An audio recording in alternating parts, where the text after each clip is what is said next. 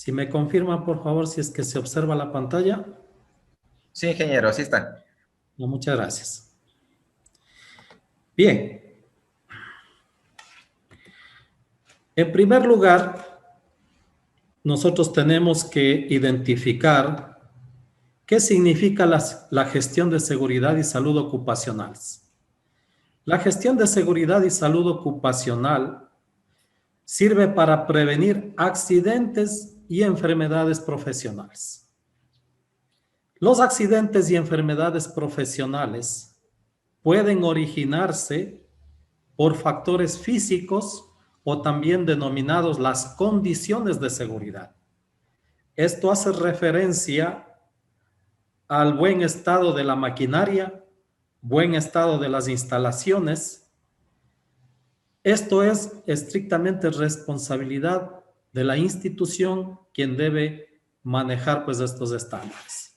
Por otro lado, los accidentes de trabajo y las enfermedades profesionales pueden producirse también por factores humanos o también denominados por actos inseguros de las personas.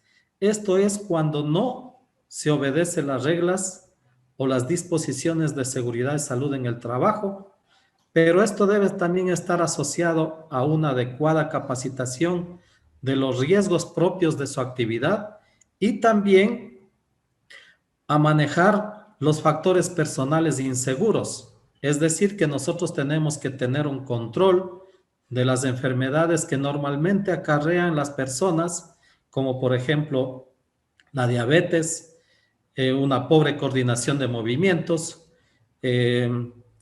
que puede ser tener alguna persona daltonismo, que son condiciones que pueden incidir en la ocurrencia de un accidente de trabajo o una enfermedad profesional. Por ello, no solamente es responsable la persona o el trabajador de este punto, sino también es responsabilidad de que se haga una buena gestión de parte del médico ocupacional de la institución, haciendo principalmente el examen médico ocupacional de ingreso. Con eso garantizamos de que la persona está en condiciones óptimas para desarrollar su actividad y su tarea. De esta manera nosotros vamos a, en lo posible, a disminuir los riesgos que pueden darse o desencadenar en accidentes o enfermedades laborales. ¿Alguien quería hacer alguna pregunta? Continuamos. Para ello, entonces, debemos repasar un poquito respecto a las estadísticas. Veamos a nivel mundial, según la Organización Internacional del Trabajo, cada día mueren personas a causa de accidentes o enfermedades relacionadas con el trabajo. Más de 7.78 millones de muertes por año. Además, anualmente ocurren 374 millones de lesiones no mortales, que resultan en más de 4 días de absentismo laboral. El costo es enorme y la carga económica de las malas prácticas de la seguridad y salud se estima en un 3.94% del PIB global de cada año. En realidad, analizando esta presentación o esta lámina, es una situación bastante alarmante. Pero veamos qué ocurre en nuestro país.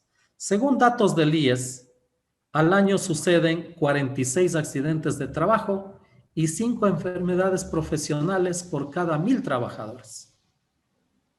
Tome en consideración cuántos trabajadores tiene el país. 2 millones, 3 millones, 4 millones. Usted ya puede sacar entonces la cuenta de cuántos accidentes de trabajo se pueden producir al año. De esos accidentes de trabajo, el 8,5 de cada 100,000 trabajadores ha desencadenado en la muerte del trabajador. Y la siniestralidad laboral le cuesta al país el 10% del PIB. 1,000 millones de dólares anuales que le cuesta al país atender la siniestralidad laboral. Y no solamente a la cuestión del país, sino también a los empresarios y las familias son las que más sufren porque la pérdida en una situación de estas pues es absolutamente dolorosa. De ahí que para disminuir estos efectos tan graves de lo que es un accidente o enfermedad laboral, se ha elaborado leyes y una legislación adecuada para poder de alguna manera regular que no acaecen estos riesgos del trabajo. Revisando un poquito la historia de la legislación y seguridad en el trabajo, podemos decir lo siguiente. En la época de la Revolución Industrial, los infortunios laborales dieron paso a la ley Moral-Angel, escrita por Robert Pett en Inglaterra en el año de 1812. Esta ley nació con el fin de evitar los infortunios laborales porque en aquella época comenzaron a aparecer las industrias debido a que se inventó la máquina de vapor y obviamente los riesgos fueron extremadamente grandes. Porque lógicamente de los talleres artesanales se pasó a utilizar el motor y con ello crecieron los infortunios laborales. Además, en aquella época también se obligaba al trabajador a cumplir jornadas extenuantes de 16, 18 horas al día, en donde no había regulaciones sobre el contrato de menores de edad que les hacían actividades peligrosas que resultaban muchas veces en muertes. Todo esto desencadenó una gran revolución por los infortunios laborales que dio a luz pues al aparecimiento de esta ley. En 1841 apareció también en Francia, en 1873 en España y en 1922 se establece dentro de la primera ley obrera el Código del Trabajo en 1938. Sobre este tema entonces se trata la seguridad y salud en el trabajo inspirado en razones de seguridad, que por fuerza de los hechos el Estado intervino en Europa con disposiciones referentes al trabajo de menores y mujeres, la limitación de la jornada laboral, las normas de seguridad e higiene en el trabajo y accidentes laborales. Es decir, que desde esta época se reguló que la jornada laboral sea 8 horas diarias, 40 horas a la semana. Que no se contrate a menores de edad en las industrias y también no se les contrate a las mujeres a realizar tareas peligrosas, especialmente cuando estén en edad fértil o de gestación. Y de la misma manera evitar los accidentes del trabajo y las enfermedades profesionales que por primera vez en esta legislación se atribuyó como responsabilidad al empleador. La actual constitución de nuestro país, en su artículo 424 y 425 de la Constitución, establece el orden jerárquico de la aplicación de la norma. Esto es, que la Constitución de la República es el instrumento legal más alto. Por debajo de esto están los convenios internacionales, las leyes orgánicas, leyes ordinarias, normas regionales y ordenanzas municipales, decretos y reglamentos, acuerdos ministeriales y resoluciones de leyes. Todos estos cuerpos legales son de obligatorio cumplimiento. Así podríamos decir que hay un sinnúmero de leyes. Por ejemplo, en convenios internacionales nos regimos por lo que es los convenios firmados con el Ecuador, con la Organización Internacional del Trabajo, el convenio internacional firmado con la Comunidad Andina de Naciones, las leyes orgánicas que son el Código del Trabajo, un sinnúmero de leyes orgánicas, leyes ordinarias que rigen lo que es la seguridad y salud en el trabajo. Tomando en consideración entonces esta instrumentación legal, hacemos referencia a que el Código del Trabajo en el artículo 434 establece como obligatoriedad que en todo centro colectivo y permanente de trabajo que cuente con más de 10 trabajadores y empleados están obligados a elaborar y someter a la aprobación del Ministerio de Trabajo y Empleo por medio de la Dirección Regional del Trabajo un reglamento de higiene y seguridad, el mismo que será renovado cada 2 años.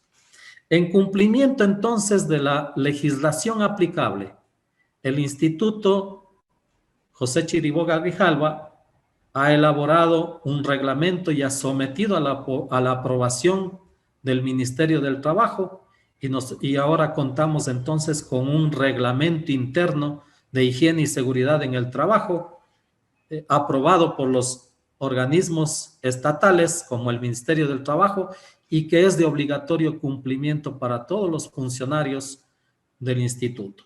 Asimismo, para todos los contratistas o todas las personas que de alguna u otra manera estén vinculados de manera laboral o de visita en la institución.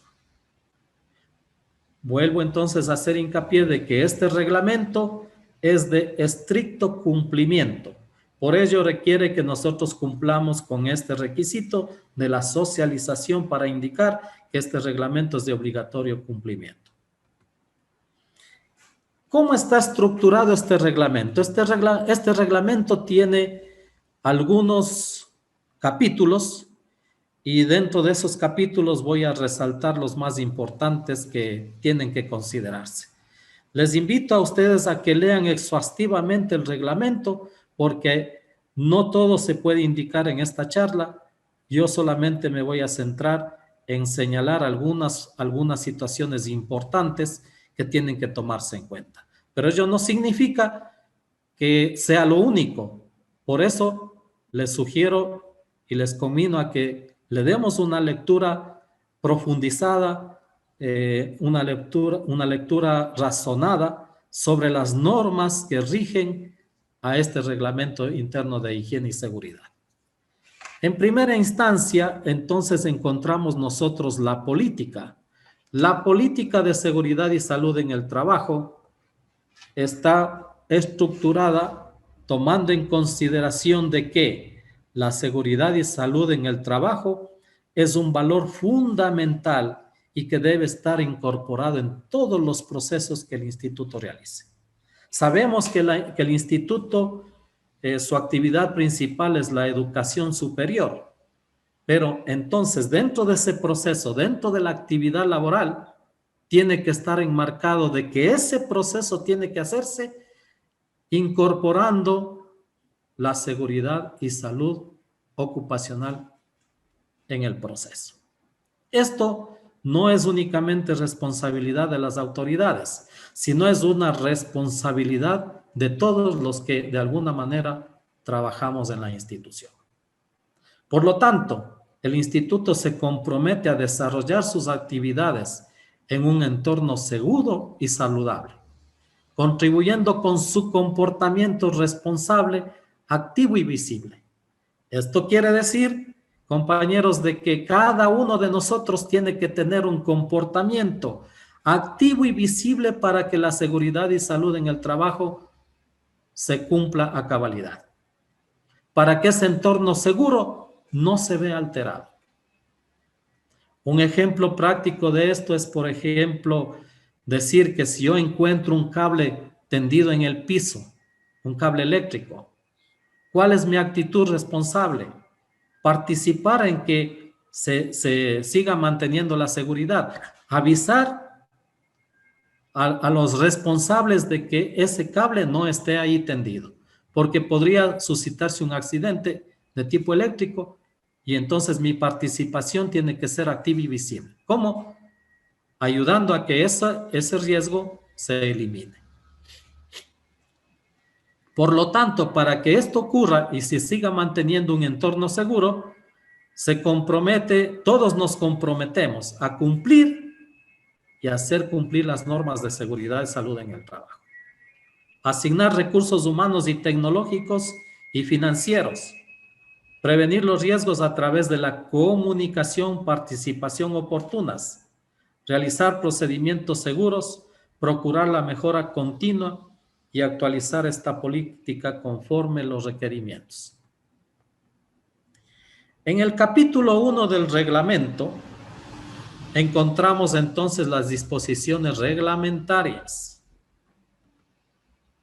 Vamos a ver cuáles son las principales. Primero, están las obligaciones generales de la institución. que se compromete a disminuir los riesgos laborales conforme a la normativa técnico-legal aplicable. Como hemos visto, es una normativa bastante amplia, son 18 cuerpos legales, de los cuales se desprenden un sinnúmero de reglamentos, un sinnúmero de leyes, que más o menos contabilizados son alrededor de unas 50, 60 instrumentos legales que tenemos que cumplir. Dentro de esta normativa técnico-legal está formular la política y difundirla. La institución, a través del señor rector, se ha formulado la política y hoy estamos entonces difundiendo a través de todos los medios posibles, a través de esta charla o a través de carteleras que se han pegado en distintos lugares relevantes a los cuales ustedes tienen que leerla e interiorizar aquella política, porque en algún momento se puede preguntar, y bueno, ¿cuál es la política de seguridad y salud en el trabajo? Entonces nosotros tenemos que estar convencidos, interiorizados de esa política y saberla defender para mantener el entorno seguro. Segundo, también el ITCA se compromete en identificar, medir, evaluar y controlar los riesgos. Esto de controlar los riesgos es bastante importante, porque no solamente está el hecho de que tenemos que dar equipos de protección personal a los trabajadores, sino más bien tiene que hacerse un control en una forma jerarquizada. Esto es, actuando en la fuente para eliminar el riesgo. Si eso no se puede, pasar a una segunda jerarquía, que es controlar en el medio de transmisión, y como última jerarquía, acudir a proteger al trabajador. Entonces tenemos que agotar todas esta serie de medidas en este orden. Investigar, analizar los accidentes, incidentes y enfermedades y adoptar medidas correctivas. Capacitar a los colaboradores y fomentar la adaptación al trabajo, cumpliendo entonces los principios y los preceptos de la ergonomía, que es la adaptación científica del trabajo hacia el trabajador y viceversa. Un segundo aspecto que topa este reglamento son las obligaciones y derechos de los trabajadores. ¿Cuáles son las obligaciones de los trabajadores? Y permítanme hacer un hincapié en la primera disposición de las obligaciones. Cumplir las disposiciones del reglamento, así como las instrucciones de seguridad y salud en el trabajo. Entonces, en este reglamento está claramente expreso de que todos tenemos la obligatoriedad de cumplir las disposiciones de este reglamento y los instructivos o las instrucciones de seguridad y salud en el trabajo. Participar en el control de desastres, prevención de riesgos, asistir a los cursos de capacitación, usar correctamente los equipos de protección personal y otros medios de protección, no introducir bebidas alcohólicas o drogas, colaborar en la investigación de accidentes o enfermedades profesionales. Dar aviso inmediato sobre la ocurrencia de un accidente, incidente o enfermedad profesional a su inmediato superior y al responsable de seguridad y salud en el trabajo. Esto es absolutamente importante, de que se dé aviso inmediato en la ocurrencia de un accidente, porque la empresa o institución tiene un plazo de 10 días para reportar a los organismos de control estos incidentes. Por lo tanto, vuelvo a repetir dos cositas importantes en este punto: cumplir las disposiciones de este reglamento y dar aviso inmediato cuando ocurra un accidente. ¿Cuáles son los derechos de los trabajadores? Derecho a laborar en un ambiente saludable sin exposición a riesgos. Derecho a consulta y participación en prevención de riesgos. Derecho a interrumpir sus labores cuando exista peligros inminentes para la salud y la vida. Aquí estos riesgos tienen que ser justificados. Derecho a la formación continua en seguridad y salud en el trabajo y atención en primeros auxilios. El punto 3 se refiere específicamente a las prohibiciones. Las prohibiciones tenemos al empleador. obligar a sus trabajadores a laborar en ambientes insalubres, permitir laborar en estado de embriaguez o bajo los efectos de drogas, permitir laborar en máquinas sin guardas de protección y sin la capacitación debida, dejar de cumplir disposiciones y normas legales de seguridad y salud en el trabajo. Entonces, como vemos aquí, tanto el empleador como los trabajadores estamos obligados a cumplir con las disposiciones y normas legales de seguridad y salud en el trabajo. Y no solamente las normas generales, sino también y específicamente las normas escritas en este reglamento interno de seguridad y salud en el trabajo. ¿Cuáles son las prohibiciones a los trabajadores? Efectuar trabajos sin el debido entrenamiento. Ingresar al trabajo en estado de embriaguez o habiendo consumido drogas. Trabajar en máquinas que no cuenten con las debidas seguridades. Alterar o accionar máquinas sin conocimientos y autorización. Y dejar de observar la reglamentación en seguridad y salud en el trabajo. Observe usted entonces que estamos haciendo hincapié en este reglamento de que debe cumplirse con la reglamentación vigente. Hasta ahí el capítulo 1. En el capítulo 2 se refiere a la gestión de prevención de riesgos en el trabajo. Para poder cumplir adecuadamente la gestión de riesgos en el trabajo, se debe conformar 3 estamentos orgánicos funcionales dentro de una empresa o institución. Esto es el Comité de Seguridad o organismo paritario, la Unidad de Seguridad y Salud en el Trabajo, quien es el que ejecuta la política y es el organismo técnico de llevar adelante todo lo que es la identificación, medición, evaluación y control de riesgos, y el servicio médico ocupacional. Entonces, 3 elementos, vuelvo a repetir. El organismo paritario o quien haga las veces. 2, la unidad de seguridad y salud en el trabajo o quien haga las veces, que en el caso del instituto se ha nombrado un responsable de seguridad y salud en el trabajo.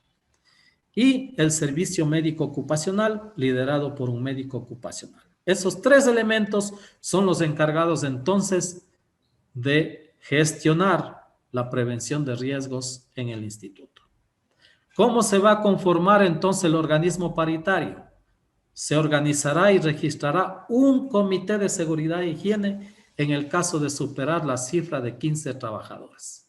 Si no, se nombrará un delegado de higiene y seguridad en el trabajo. El delegado no es lo mismo que el responsable, porque el delegado suple las funciones del comité en el caso de que no se cumpla con la cantidad de trabajadores requerido. El momento que el instituto tenga más de 15 trabajadores, entonces tendremos que conformar un comité de higiene y seguridad. ¿Cuáles van a ser las funciones básicas de este comité? Promover la observancia de las normas, analizar y opinar sobre el reglamento, realizar inspecciones de los edificios y emitir recomendaciones, conocer los resultados de las investigaciones, realizar sesiones mensuales, cooperar y realizar campañas de prevención de riesgos. Como podemos observar entonces, las funciones del comité son funciones más de organización, más de supervisión. En cambio, las funciones que tiene el responsable son ya funciones más técnicas. Entonces, para realizar la función técnica se conformará un equipo dirigido por un técnico en la materia. Se realizará la identificación de riesgos con la matriz Geritra, que ya hemos elaborado entonces la identificación de riesgos. Está pendiente entonces pasar a la segunda fase, que es la medición, y luego realizar la evaluación y el control del riesgo. El control del riesgo ya se ha emitido unas normas el momento que se ha identificado mismo el riesgo. Por lo tanto, los principales riesgos identificados en el IDCA son los siguientes. Hay que tomar en consideración, estimados compañeros, de que la clasificación internacional de los riesgos laborales son 6. Estos son el riesgo mecánico, riesgo físico, riesgo químico, riesgo biológico, riesgo ergonómico y riesgo psicosocial. Y dentro de estos factores de riesgo hemos identificado los principales, los riesgos más altos que puede existir, que puede haber en el instituto. Estos son, en el factor de riesgo mecánico, las caídas a distinto nivel. ¿Qué quiere decir esto de las caídas a distinto nivel? Por ejemplo, el instituto tiene 3 o 4 pisos de altura que debemos subir y bajar gradas. Entonces, si una persona se cae de las gradas, eso es una caída a distinto nivel. Puede ser de 1, de 2, de 3 gradas, que va a producir distintas afecciones a la salud. Perdón. En el caso del factor de riesgo físico, tenemos la iluminación y el riesgo eléctrico, considerados como factor de riesgo físico. En el factor de riesgo químico, la utilización de productos de limpieza. En el factor de riesgo biológico hemos considerado al SARS-CoV-2, aunque la normativa aplicable no establece de que una persona que se afecte con la enfermedad de COVID-19 sea considerado como enfermedad profesional. Sin embargo, es un factor de riesgo que va a producir ausentismo laboral, por lo tanto, tiene que gestionarse de debida manera. Por eso yo me he permitido poner este factor de riesgo biológico, aunque la norma dice que para que exista un factor de riesgo biológico reconocido como enfermedad profesional, tiene que estar utilizado en el proceso. El instituto no maneja bacterias, virus en el proceso, pero sí estamos expuestos a este virus producto de esta pandemia. Por lo tanto, habrá que gestionar las medidas adecuadas para prevenir los contagios. Dentro del factor de riesgo ergonómico se ha considerado entonces el manejo de pantallas de visualización de datos, esto es el manejo de computadoras, movimientos repetitivos, porque se producen movimientos con el mouse que podría producir túnel carpiano, afecciones del túnel carpiano, posiciones forzadas, ya sea solo sentados o solo de pies, que hay que tomarse en cuenta, y el confort lumínico, que también a considerar dentro del ambiente laboral. Dentro del factor psicosocial tenemos la carga mental y el estrés laboral a considerarse como riesgos principales identificados en el instituto. Sin embargo, de ello no quiere decir que a veces se hagan trabajos de alto riesgo. Por ejemplo, una instalación eléctrica a altura. En ese caso, tendrá que diseñarse una estrategia para elaborar y puesta en marcha de las medidas de prevención, incluidas las relacionadas con los métodos y procedimientos de trabajo. En el momento entonces que se vaya a hacer un trabajo considerado de alto riesgo, tendrá que elaborarse un procedimiento adecuado para que pueda garantizar la seguridad y salud de los trabajadores. En otra parte del reglamento también se habla de la señalización de seguridad. La señalización de seguridad se establecerá en orden a indicar la existencia de riesgos y medidas a adoptar ante los mismos y determinar el emplazamiento de dispositivos y equipos de seguridad y demás medios de protección. El decreto ejecutivo 2393, que es el reglamento de seguridad, salud de los trabajadores y mejoramiento del ambiente de trabajo, se establece de que las señales de seguridad son 4: señales de prohibición, señales de obligación, señales de advertencia, señales de información. Cada uno diseñada conforme lo indica la norma respectiva. Esto es, las señales de prohibición, obsérvese bien cómo son diseñadas, están enmarcadas dentro de un círculo rojo, trazado una línea vertical, y el riesgo al cual se está haciendo referencia dibujado en negro.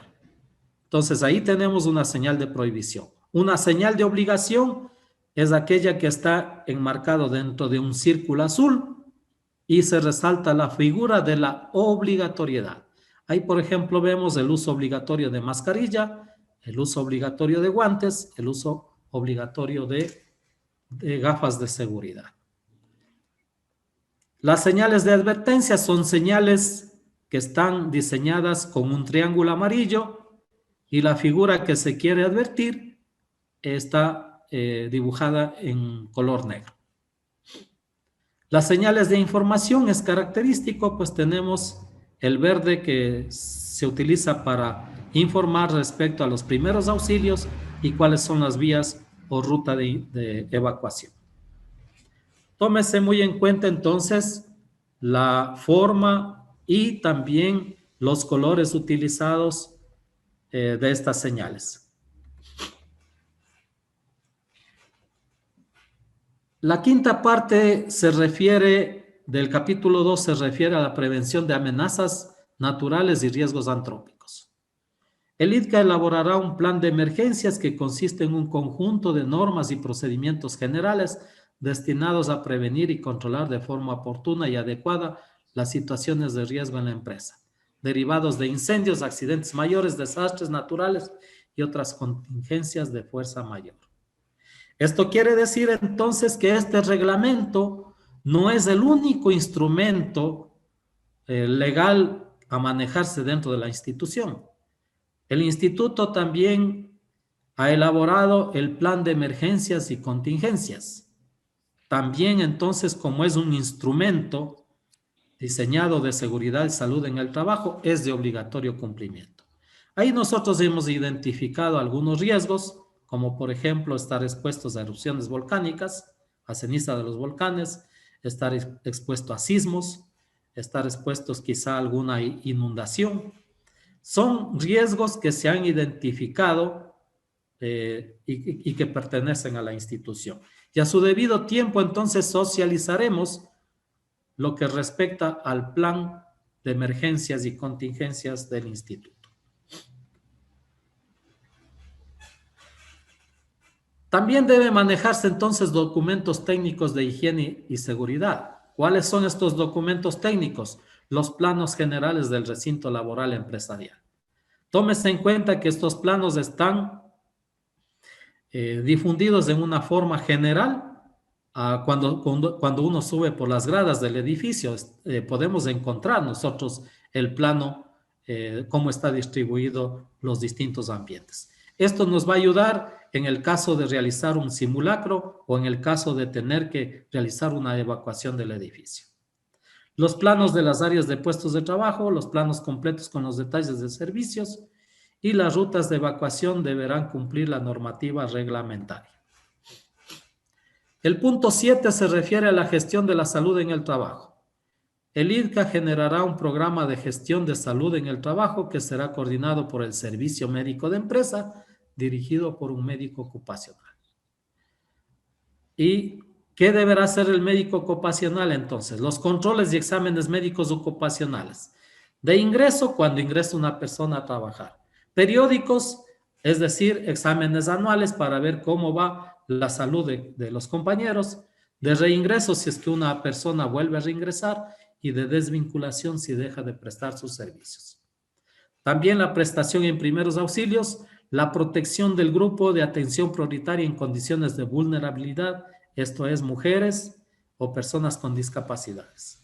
Protección y vigilancia para un adecuado mantenimiento de servicios sanitarios y registros internos de salud en el trabajo.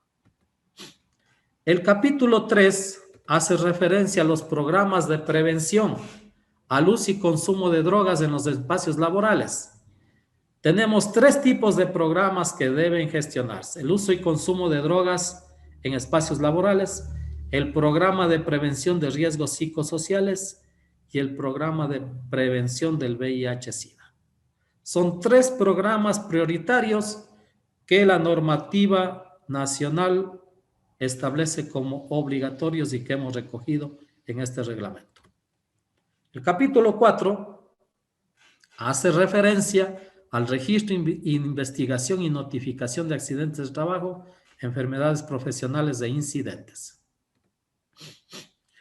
Todos los incidentes, accidentes y enfermedades ocupacionales deberán ser reportados inmediatamente por el jefe inmediato a la Unidad de Seguridad y Salud Ocupacional y al responsable de Seguridad y Salud en el Trabajo, al Servicio Médico de Empresa, y estos a su vez al señor rector, y se procederá, a realizar la investigación, notificación, registro y estadísticas y la readecuación, reubicación y reinserción de los trabajadores. Entonces, es obligación de todos los que laboramos en el instituto reportar inmediatamente cuando se produzca un accidente, un incidente o una enfermedad profesional.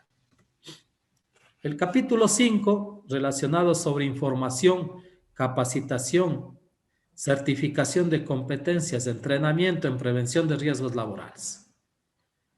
El IDCA, a fin de lograr la promoción de la salud y seguridad en el trabajo, ejecutará planes y programas en los siguientes aspectos: en información, en capacitación, en certificación de competencias en el caso de ser necesario, y el entrenamiento en la prevención de riesgos. El capítulo 6 hace referencia al incumplimiento y sanciones. Recuerde que el incumplimiento de las normas de seguridad y salud en el trabajo acarrean sanciones. ¿Qué te pasó? Las faltas serán consideradas faltas leves, aquellas que contravienen el presente reglamento. No se escucha. En peligro la seguridad física del trabajador ni de otras personas. Se consideran faltas graves cuando por primera vez el trabajador pone en peligro su seguridad, de terceros y de los bienes de la empresa por ignorar e inobservar los hechos y normas. Y se considerará faltas muy graves la reincidencia a las faltas graves. Violación al presente reglamento interno que con conocimiento del riesgo o mala intención ponga en peligro su vida, la de terceros o las instalaciones, equipos y bienes de la institución. ¿Cuáles son las sanciones? Amonestación verbal, amonestación escrita, memorando elaborado por el jefe de área y multa del 10% de la remuneración diaria unificada y la terminación de la relación laboral previo visto bueno. Entonces, tómese en cuenta, compañeros, de este punto que es bastante importante. El hecho, por ejemplo, de que usted no utilice una mascarilla, por ejemplo, o se esté sacando la mascarilla, eso ya implica aspectos sancionables, punibles. Y si se le sanciona por no utilizar mascarilla o reincide en ese aspecto, ya va a ir en una forma sumativa hasta llegar a la terminación de la relación laboral. Y finalmente, el reglamento contiene definiciones, por ejemplo, lo que es salud ocupacional, que es una rama de la salud pública, que tiene como finalidad promover y mantener el mayor grado de bienestar físico, mental y social de los trabajadores en todas las ocupaciones, prevenir todo daño causado por las condiciones de trabajo y por los factores de riesgo, adecuar el trabajo al trabajador atendiendo a sus aptitudes y capacidades.